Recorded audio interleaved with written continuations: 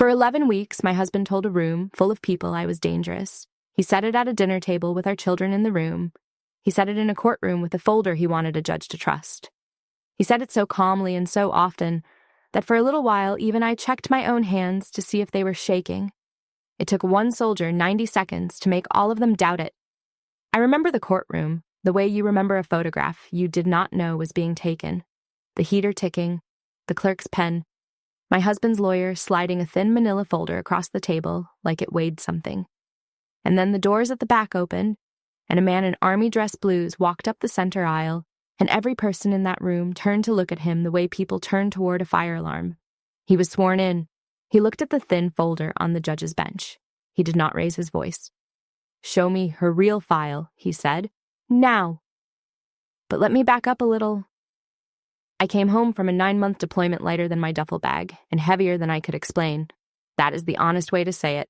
The plane landed at the little regional airport near the post, and I walked out into the arrivals area with my sea bag on one shoulder, and my son let go of his father's hand and ran the whole length of the tile floor and hit me at the knees. Theo was 5 that fall. He had lost a front tooth while I was gone. Nobody had told me, and there it was, this new gap in my little boy's smile, this small proof that the world had kept moving without me in it. My daughter did not run.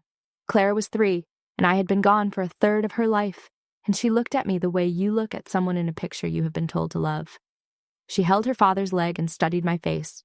It took her 4 days to call me Mama again. I counted them. I did not cry in front of her because I did not want the first thing she relearned about me to be tears. Colin stood back and let the children have me first. That was the kind of thing he was good at, the gesture that looked generous. He was handsome, in the tired way of a man who had been solo parenting for the better part of a year, and when he finally hugged me, it was careful, like I might be fragile, like I had come back made of something thinner than before.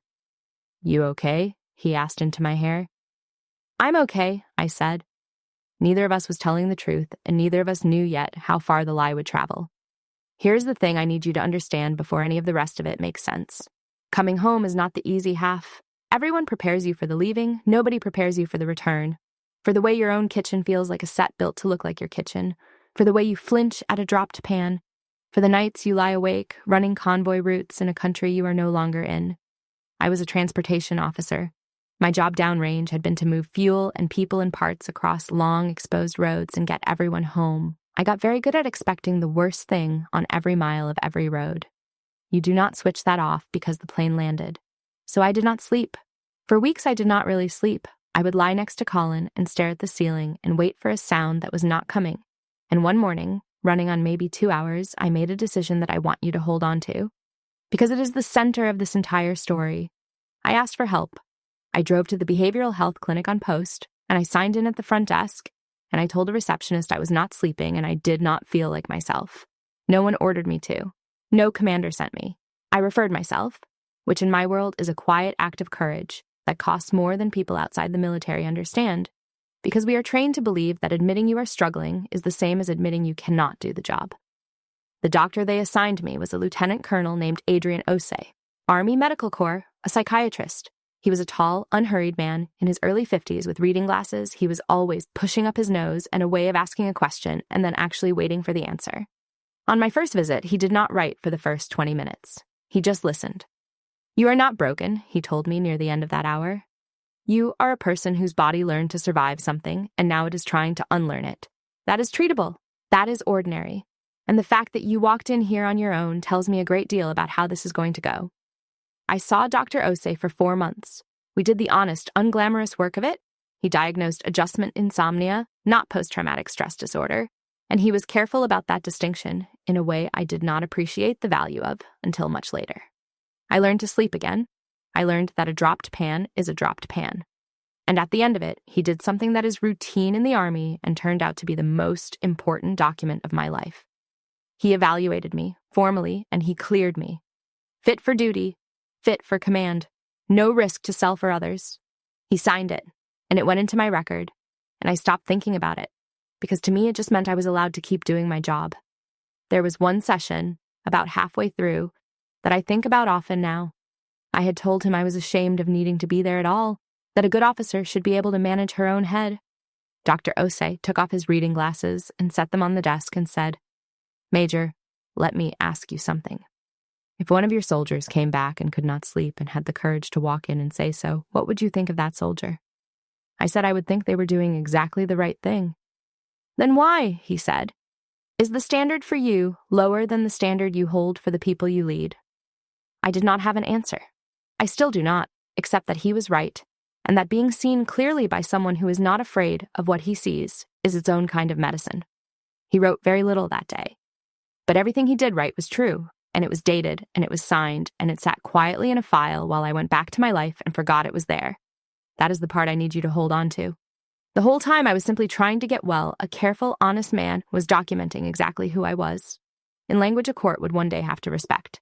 I did not know I was building the exact thing that would one day save my children. For a while, life was good, or at least it wore the costume of good very convincingly. I was promoted to major that next year. Colin came to the ceremony and clapped and took photographs, and afterward he told me he was proud, and I believed him because I wanted to.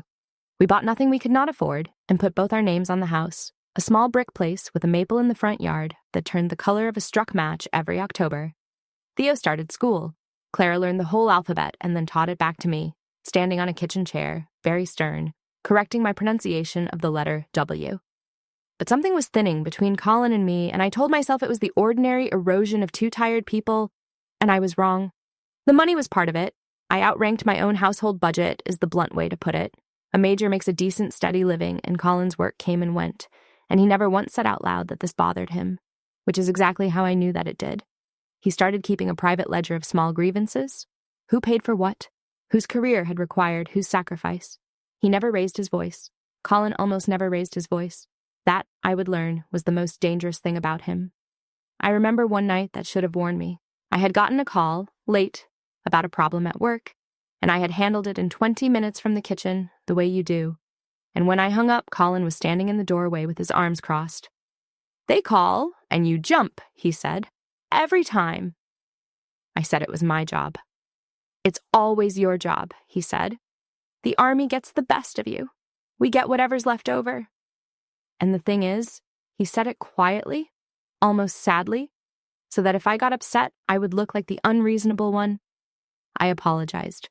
I actually apologized for answering a phone. I lay awake that night, not because of a nightmare, but because some small animal part of me had felt a trap close, and I told myself I was imagining it. I was not imagining it. He was building a story even then, and the story was that the army had taken something from him that he was owed, and that I was the army's, not his, and that this was a debt somebody would eventually have to pay. His sister Vivian did raise hers. Vivian was a year younger than Colin and had opinions the way other people have weather, constantly and without apology. She had never liked that I deployed. She said things like, "I could never leave my babies," in the bright, wounded voice of a woman handing you a knife and calling it a compliment. After I came home, she watched me the way you watch a smoke detector you suspect is faulty, waiting, almost hoping, for the alarm. And there was Marilyn. I have to be fair to Marilyn because being fair to her is the whole heart of what happened after. Colin's mother was a widow in her early 60s, a church-going woman who worried about everyone and expressed love, mainly through anxiety and casseroles. She was not cruel. She was frightened, all the time, of the wrong things. And she believed her son the way she believed the sunrise, without ever once examining it, because in 60-some years, he had never given her a reason not to. Remember that. It matters. By that October, the marriage was a quiet house with 2 people in it being polite. I thought that was the worst it would get. I thought the danger, if there was danger, was that we would simply drift until we were strangers who shared a mailbox. I didn't understand that Colin was not drifting. He was preparing. The proof of that, though I did not read it as proof at the time, was Thanksgiving. I offered to host. I wanted, I think, to prove something to all of them, that I was still here, still theirs, still the woman who could put a good meal on a table for a family that was slipping through my fingers. Colin said yes immediately. He said yes so quickly that I felt for one strange second like I had walked into a room that had been arranged before I got there. I had. I just did not know it yet. Thanksgiving is where he did it, and he did it on purpose, and the purpose was the audience. I want to tell it exactly because for 11 weeks afterward, people would describe that afternoon to me as if I had not been standing in the middle of it, and I need at least one account to be true. The table was full. Colin and me, the children, Vivian and her husband, Marilyn at the end, near the kitchen, 2 cousins who had driven in. The turkey was good. Theo was 7 now, and proud of a drawing he had made at school and would not stop narrating it. Clara, 5, had insisted on wearing a paper crown from a cracker and would not take it off. There was, for about 40 minutes, the ordinary music of a family eating together, and I remember being grateful for it. Actually grateful, thinking maybe we could hold this shape a little longer. Then Colin set down his fork and he tapped his water glass with it. Twice. The way you do when you are about to give a toast. The table went quiet in that expectant, happy way. Marilyn smiled. She thought he was going to say something kind. I need to say something, Colin said. And I've thought about it a long time, and I love this family too much not to. He was not looking at me. He was looking at his mother. Sloane came back from her deployment a different person, he said. And I have tried. I've tried so hard to help her, but I can't do it alone anymore, and I can't keep pretending it's safe. I set my own fork down. I did not understand yet what was happening, only that the temperature of the room had dropped. She doesn't sleep, Colin said. She has episodes. She scares the kids. I've watched it, and Vivian's watched it, and I can't keep looking the other way. He reached down beside his chair and brought up a folder, a plain manila folder, and he slid it across the table toward his mother. I've talked to people. I've gotten advice. She's too unstable to raise them. I'm going to file for custody, and I need this family to stand behind me because I'm doing it for Theo and Clara. I have replayed the next few seconds more times than I can count. Vivian nodded, slowly, sadly, like a woman confirming a hard truth. She had been waiting for this. She had, I would later prove, helped write it. Marilyn put her hand over her mouth. She did not open the folder. She just looked at me, and her eyes were full of a terrible, sincere pity, and that was the moment that hurt the most, more than Colin's voice, more than the word unstable, because I could see that she believed him, completely, instantly. Her son had said it, so it was true, and my children were right there. Theo had stopped talking about his drawing. He was looking back and forth between his father and me, trying to understand a sentence built out of adult words, and Clara, in her paper crown, said, "Mama?" in a small voice, and reached for me. That was the moment I understood what kind of fight this was going to be. Not because of what Colin had said, because of where he had chosen to say it. He had not confronted me privately. He had not asked me to get help. He had staged a public execution and invited the jury to dinner. He wanted witnesses. He wanted his mother's tears and his sister's nod on the record before I ever knew the record existed. Another voice, the one the army had spent years training, spoke very quietly under the roar in my ears. It said, "Do not detonate. Do not give him the scene he wants. Observe, collect, get the children out." So I did the hardest thing I have ever done. I did nothing. I did not scream. I did not throw the beautiful meal against the wall. I stood up, and I kept my voice level, and I said, "Theo, Clara, let's go get your shoes." I took my children upstairs. I helped them into their coats. Behind me, in the dining room, I could hear the low murmur of a family already closing ranks around the version of me they had just been handed. Vivian's voice carried up the stairs. "She scared them," she was saying. "I've seen it." I got the kids to the truck. I buckled Clara in, and her paper crown had torn, and she was crying. Not because she understood, but because everyone she loved had gone strange at once. I told her it was okay. I told her Mama was right there. And then I sat in the driver's seat in the dark of the driveway, and I put my hands on the wheel to make them stop shaking, and I understood that if I did not do something in the next 60 seconds, I was going to fall apart, and I could not afford to fall apart. So I reached into the glove box, and I took out the little notebook I keep there for mileage and maintenance, and I clicked the pen, and I wrote down every single word he had said, while it was still exact. Unstable. Episodes. Scares the kids. Too unstable to raise them. I'm going to file. The porch light was on behind me, warm and yellow, lighting up a house full of people who now believed I was a danger to my own children. And I wrote until my hand stopped shaking, because writing it down was the first thing I could do that was not falling. That notebook would end up in a courtroom, but I did not know that yet. I only knew, sitting in that cold truck, that a war I had not started had just been declared, and that I was going to fight it the only way I knew how. Not with my voice, with the truth, gathered one document at a time. The papers came 9 days later. A man I did not know knocked on my door on a Tuesday evening while I was making the children macaroni, and he asked if I was Sloan Merrick, and when I said yes, he handed me a thick envelope and said, "You've been served," and walked back to his car. I stood in the doorway with the envelope in one hand and a wooden spoon in the other, and the smell of the macaroni burning finally made me move. I fed the kids, I got them to bed.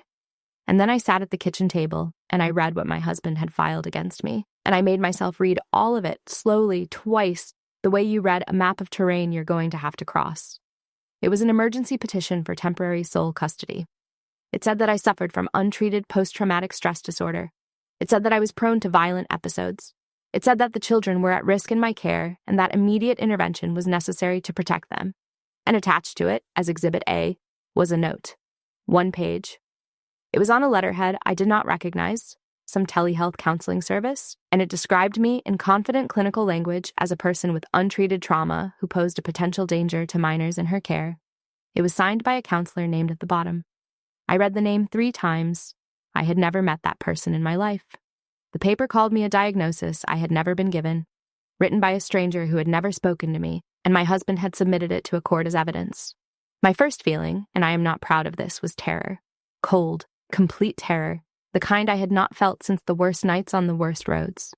Because paper is powerful. A judge does not know me. A judge knows what is in the file. And the file right now said I was dangerous, and it had a doctor's signature on it, and I had nothing in front of me but a burnt pot of macaroni and a notebook full of my husband's words. But underneath the terror, the other voice again, the trained one.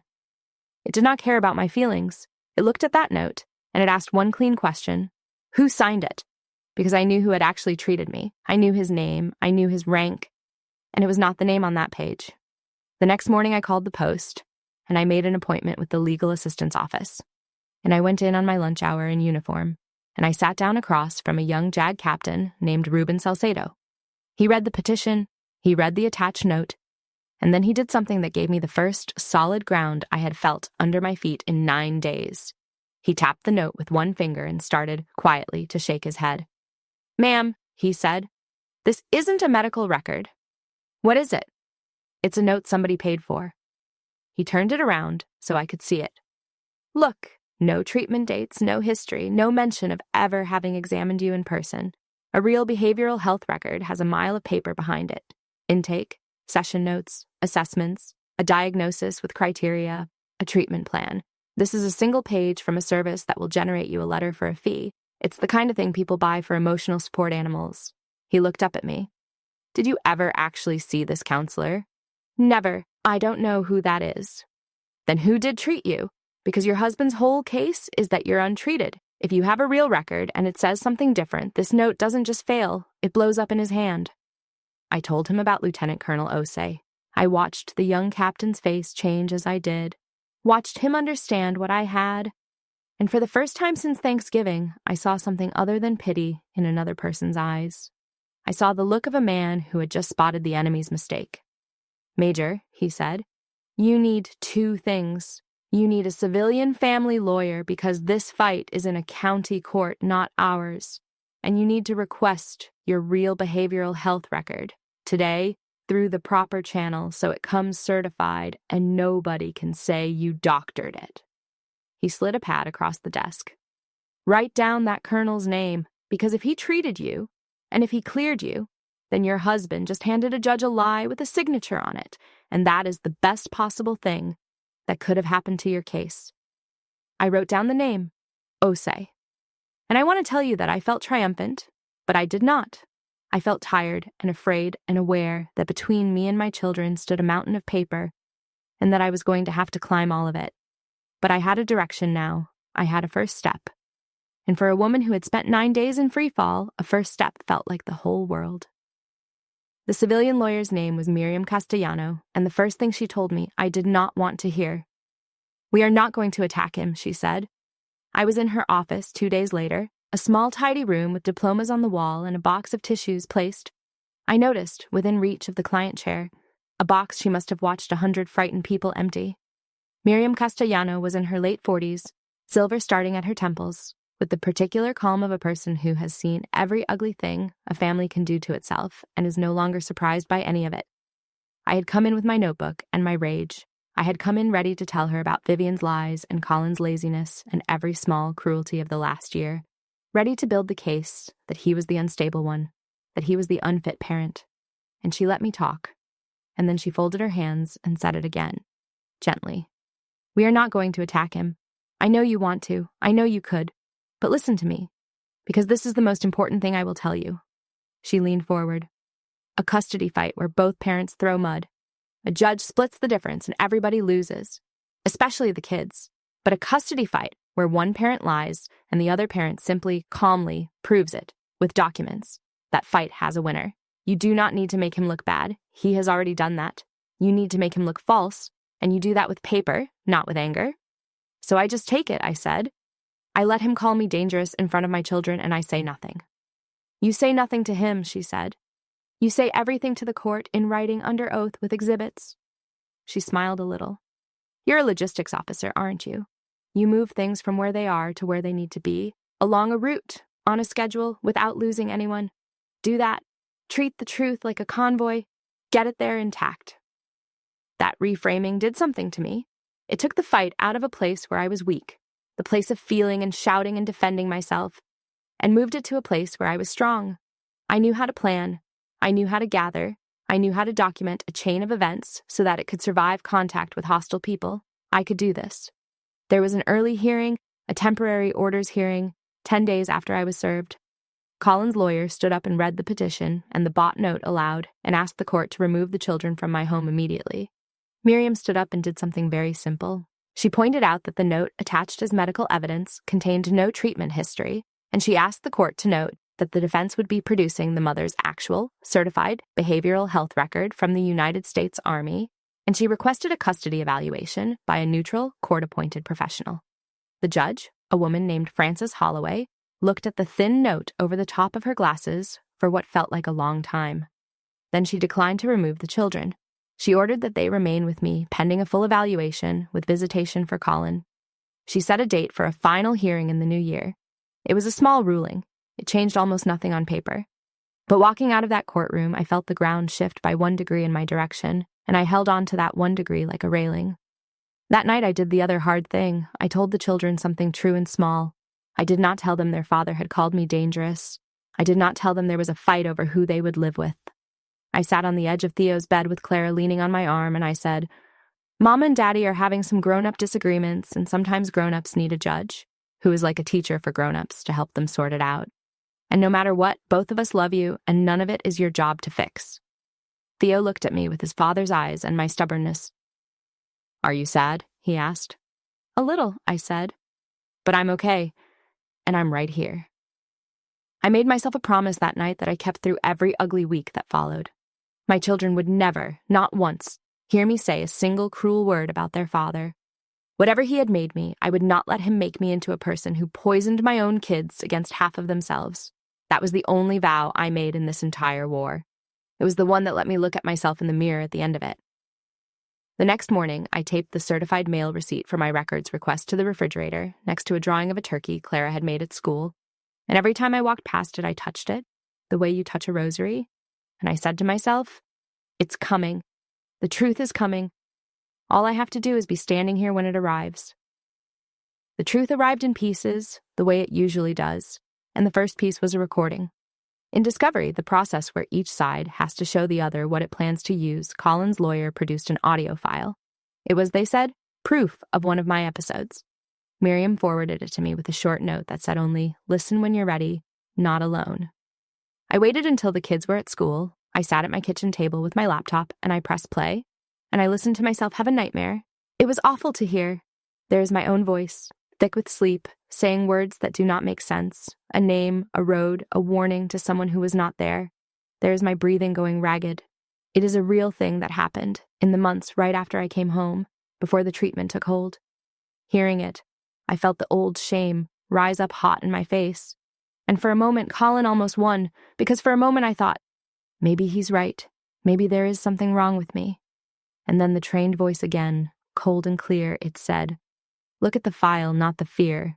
So I stopped listening like a wife and I started looking like a soldier. I called a friend from my unit, a warrant officer who does more with computers than I will ever understand, and I asked her about the file itself. Not the sound. The file. When was it made? She pulled up what she called the metadata, the hidden information every digital file carries, and she went quiet, and then she said, "Sloan, this wasn't recorded last week. Look at the created date." The recording was more than a year old. It had been captured months after I came home, in the worst stretch, before Ose, and it had been sitting on my husband's phone ever since. He had not stumbled onto a recent episode. There had been no recent episode. He had saved a recording of my lowest night over a year ago, and kept it, and waited, and now he was presenting it as if it were current proof of an ongoing danger. And there was more. The file had been trimmed. The beginning and the end were cut. My warrant officer friend could not tell me exactly what had been removed, but she could tell me the original was longer and that what the court was being shown was an edited fragment. "He kept it," I said out loud to my empty kitchen. "He kept it and he edited it." I want you to understand what that meant because it is the moment the fear finally turned into something else. That recording was not evidence that I was dangerous. That recording was evidence that my husband, more than a year ago, on a night when I was suffering and vulnerable and asleep next to him, had quietly reached for his phone and pressed record and then filed it away like a man saving a receipt. He had been building this case before I even knew we had a problem. The cruelty of it was almost clarifying. It burned the last of my self-doubt away. You do not save and edit a recording of your wife's nightmare for a year because you are worried about her. You do it because you are planning to use her. I sent everything to Miriam. She wrote back 2 words. Good. Documented. The second piece was Vivian.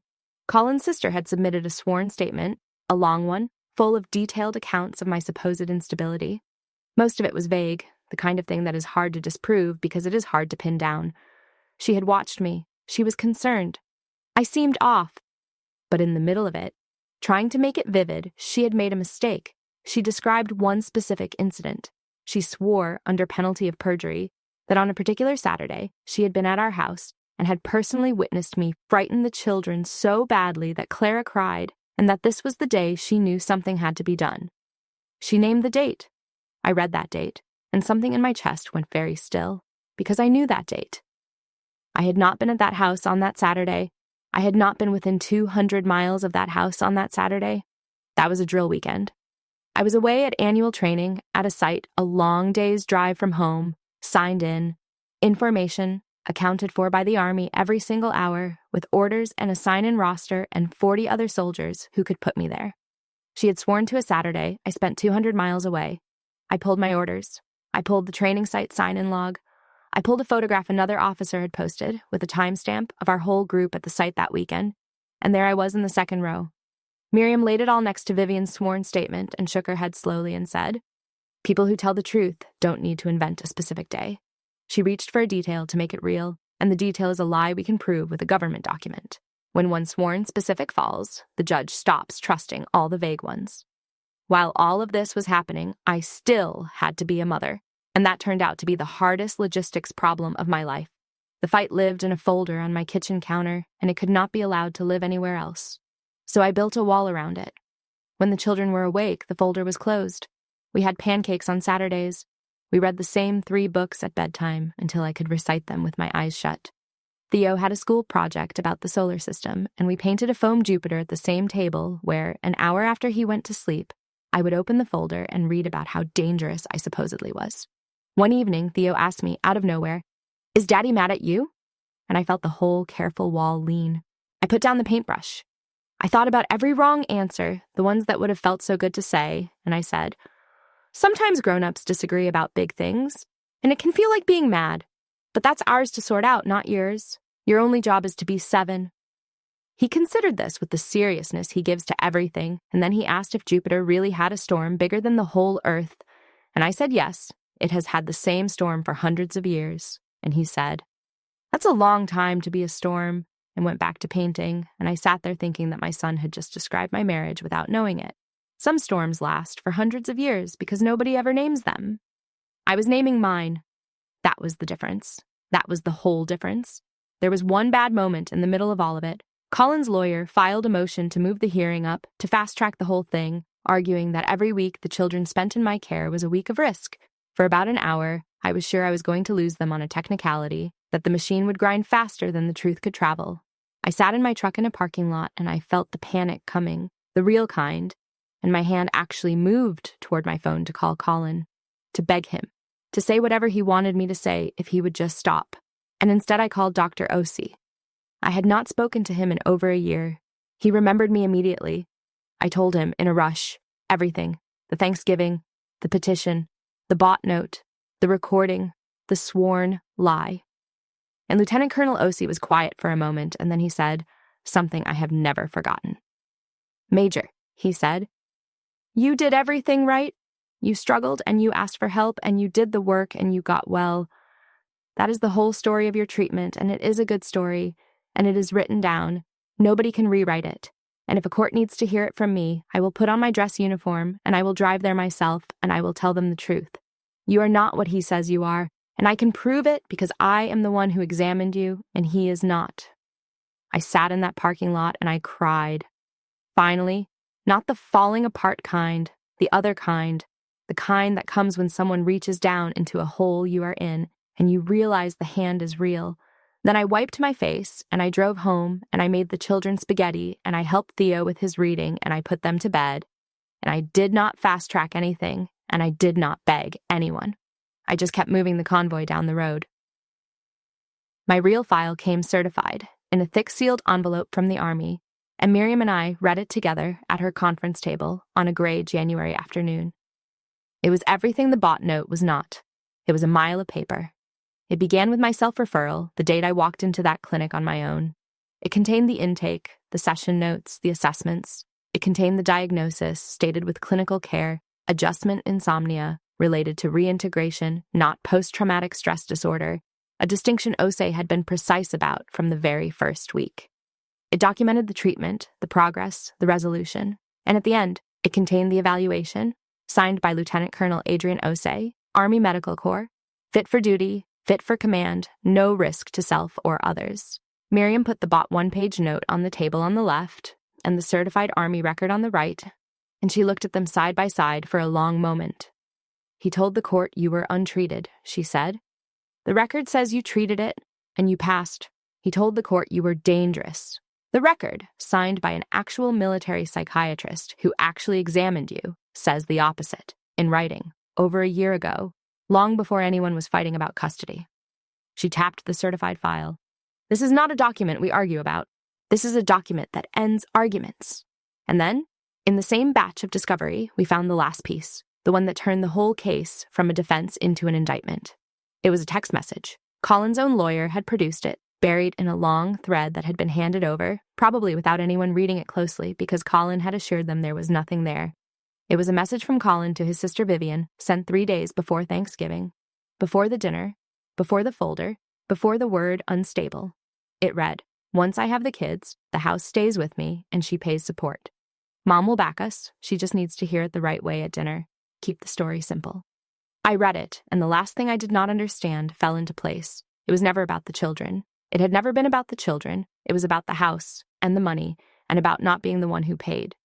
He had picked Thanksgiving because he needed his mother, and his mother's belief was a weapon he intended to load in front of witnesses. Keep the story simple. She just needs to hear it the right way at dinner. He had scripted his own mother's heartbreak as a stage direction. I thought I had felt the worst of what Colin could make me feel. I was wrong. Reading that text, seeing in his own words that he had used Marilyn, that he had reached for the one person in that family who loved without questioning, and had aimed her at me on purpose, I felt something I had not expected. I felt sorry for her, for his mother, who had put her hand over her mouth and looked at me with such sincere, terrible pity, never knowing she was a prop in her son's plan. The last piece before the hearing was the evaluation.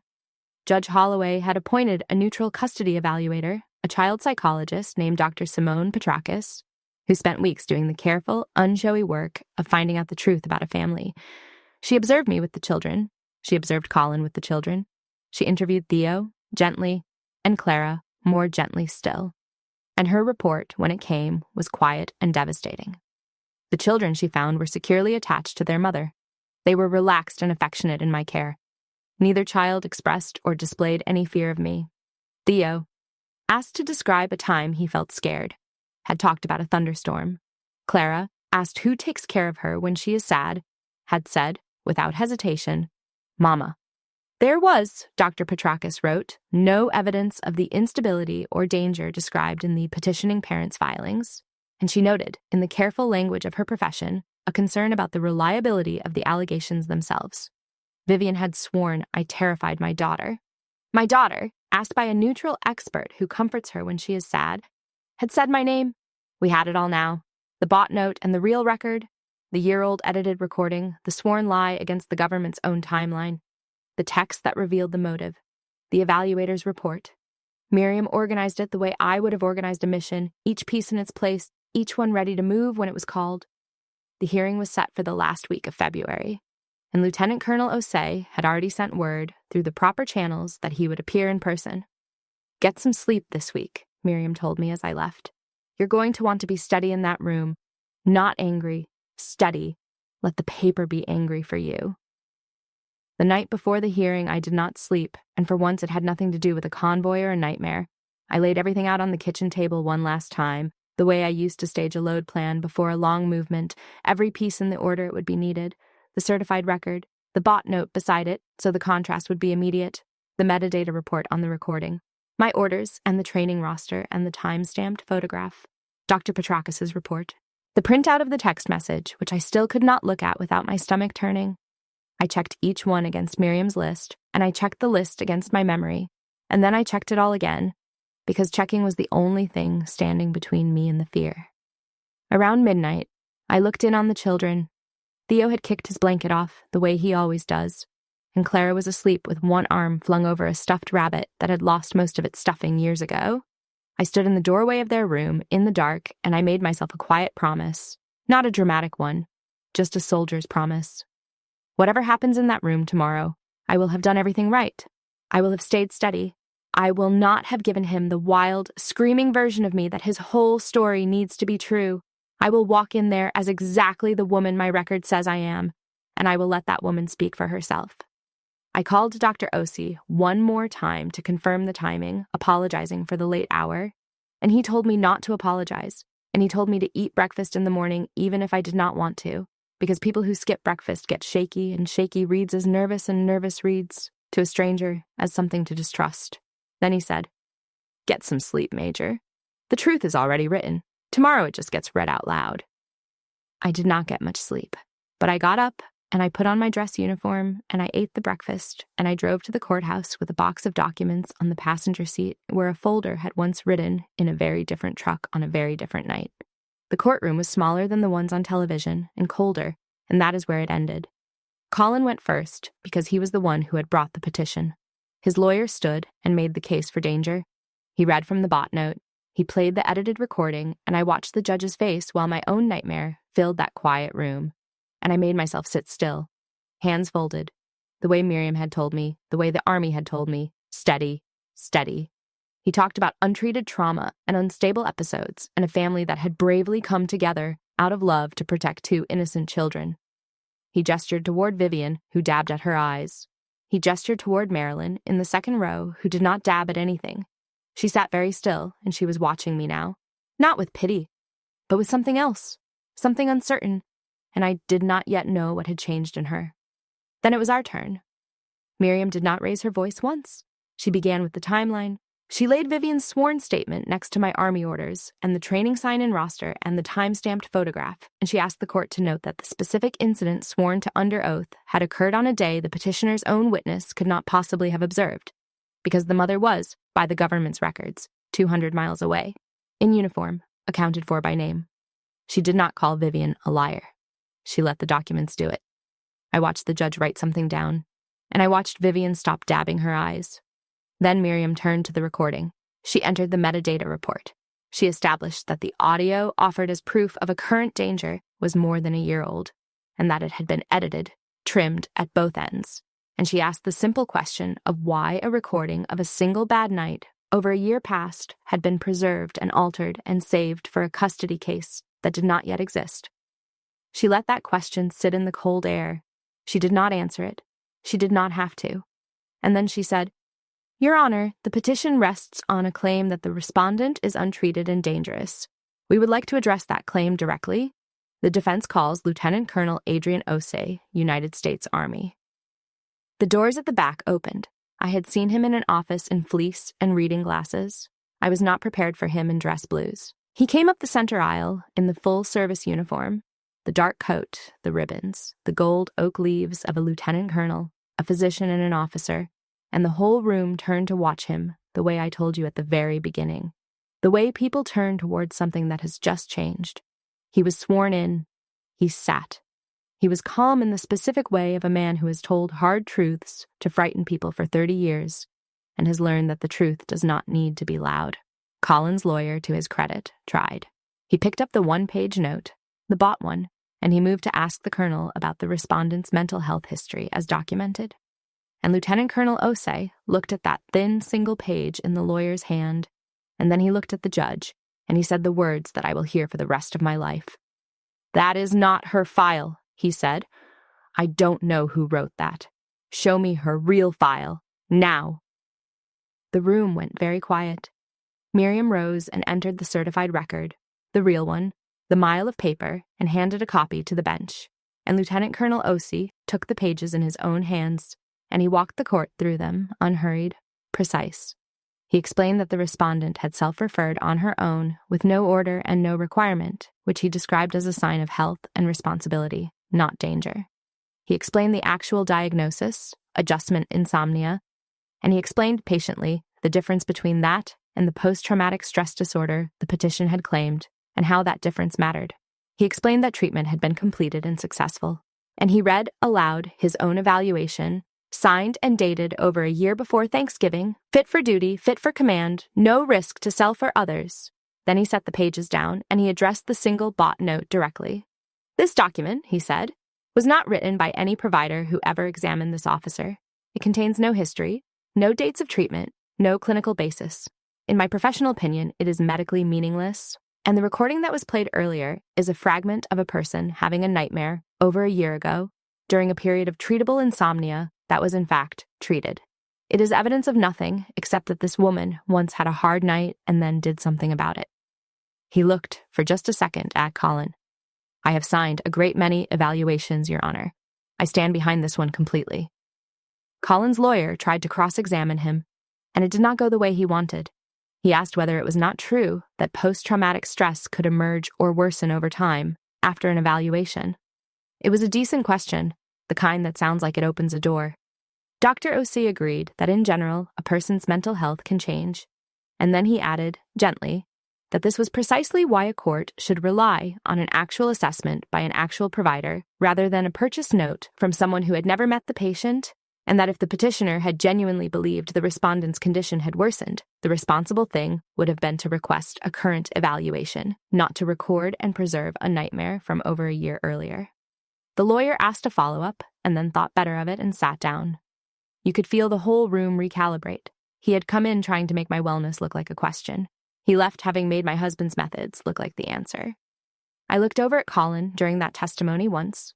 He was staring straight ahead at nothing, his jaw tight, and for the first time in the whole ordeal, he looked not calm and not sorrowful, but simply caught.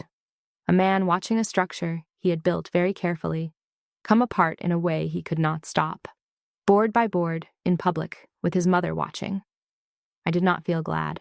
I want to say I felt glad, but what I actually felt was a strange, tired sadness, because somewhere under all of this was a person I had once loved, and he had chosen to become this instead, and no one had made him.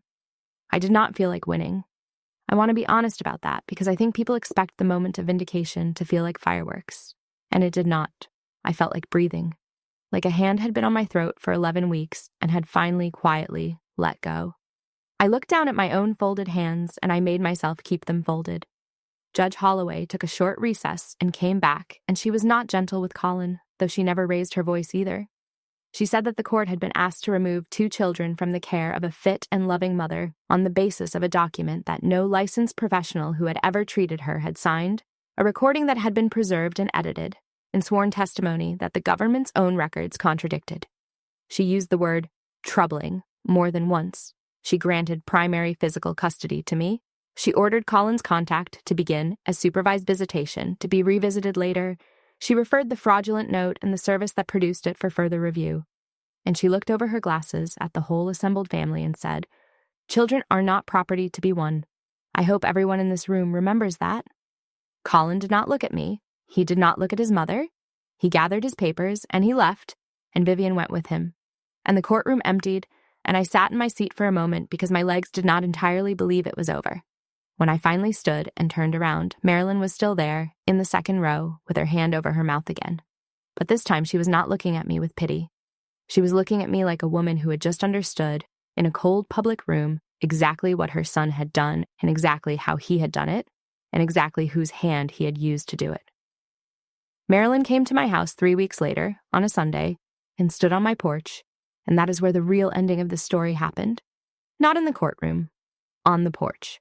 I almost did not open the door. I saw her through the glass, small and gray in her good church coat, and every hurt part of me said, "She believed him. She looked at you across your own Thanksgiving table and believed you were a danger to your children. She does not get to come here now." But Clara had seen her through the window and was already saying, "Grandma." And so I opened the door, and I sent the children to the other room, and I stood there and let Colin's mother say what she had come to say. She did not make excuses. That is the thing I did not expect. She did not say she had been confused, or that it had all been so upsetting, or any of the soft things people say to slide out from under a wrong. She stood on my porch with her hands shaking, and she said, "He handed me that folder at my own Thanksgiving dinner because he knew I would believe him. He counted on it. He used me to hurt you in front of your babies, and I let him, because I never once in his whole life made him prove a single thing he told me. And I am so ashamed. I don't expect you to forgive me. I came to say it anyway." I stood there in the doorway, and I thought about the text message. Mom will back us. She just needs to hear it the right way. I thought about how she had been aimed at me like a weapon, and how the person who had loaded her was her own son. And I understood, standing there, that Marilyn was also someone Colin had betrayed, differently than he had betrayed me, but betrayed. I had a choice to make, and I want to be honest about how it actually felt, because I do not want to pretend grace is easy. It is not. Part of me wanted to make her stand there and hurt. Part of me wanted to say, "Yes, you did. You looked at me and you believed the worst," and let her carry it. That part of me had earned its say, but I thought about my children and about the vow I had made, the only vow that they would not be raised inside a war. And I thought about a fact that was simple and inconvenient. My children loved their grandmother, and their grandmother, whatever she had gotten catastrophically wrong, loves them. I could keep Marilyn in their lives, or I could keep my anger. I was not going to be able to hold both. "I'm not going to pretend it didn't happen," I told her. "I can't. And I need you to understand something about how this works now. If you're in my children's lives, you're in them on the truth, not on whatever story is easiest to believe. The next time someone in this family tells you something about me, you ask for proof. You owe me that. You owe them that." "I will," she said. "I promise you I will." "Then we'll start with Sunday dinners," I said. "Here, and we'll see." She cried, and I did not, and Clara came running back in with a puzzle she wanted help with. And Marilyn sat down at my kitchen table in her church coat and helped my daughter find the edge pieces. And it was not fixed, and it was not pretend, and it was a beginning, a boundary, and a warmth, both of them real at the same time. That is the only kind of reconciliation I trust anymore, the kind that keeps its eyes open. The divorce finalized that spring. I will not tell you it felt like triumph, because it did not. I mourned the man I married, the one from before, the careful one who let the children have me first at the airport. I think that man had been gone a long time, longer than I had let myself know, and I had been keeping the marriage alive out of loyalty to a person who no longer existed. Colin kept his supervised visitation and in time was granted standard visitation, because Dr. Petrakis was right that children need their fathers where it is safe, and because I meant what I said about not raising them inside a war. He comes to get them every other weekend. We speak in short, civil sentences at the door. He has never once apologized to me, and I have stopped waiting for it, because I learned something important in that cold courtroom.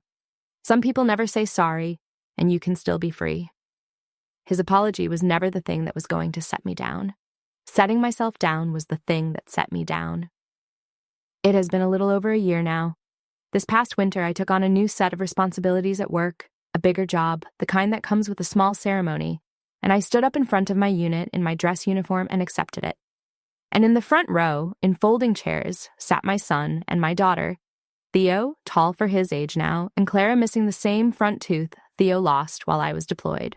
The family tradition of it making me laugh out loud when I saw the gap.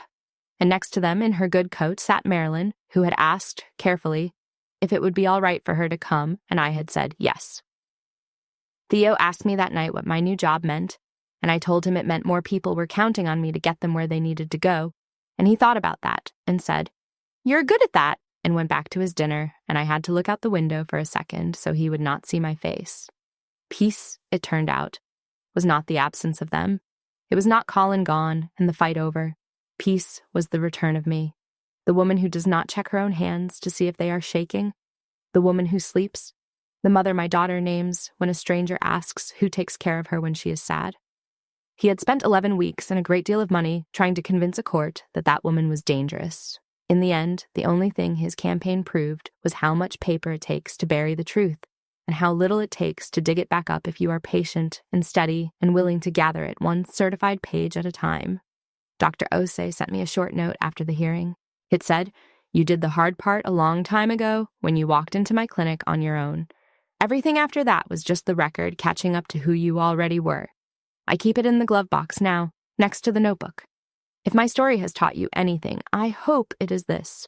Being believed is not something you are owed automatically, not even by the people who are supposed to love you. Sometimes you will be handed a version of yourself that is a lie, and the people at your own table will nod at it. When that happens, do not waste your strength screaming that it is not true. Gather the proof that it is not true. Stay calm, stay steady, keep your dignity, and let the documents and the honest witnesses do what your anger never could. And when the truth finally arrives, do not use it to become cruel. Use it to become free.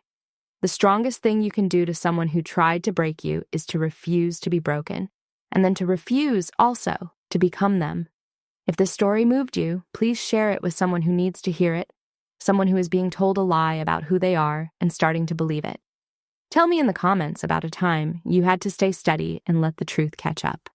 And if you would like to keep hearing stories about courage, justice, and hope, please subscribe, because that is exactly what this channel is here for. Thank you for spending this time with me. It means more than you know. The end.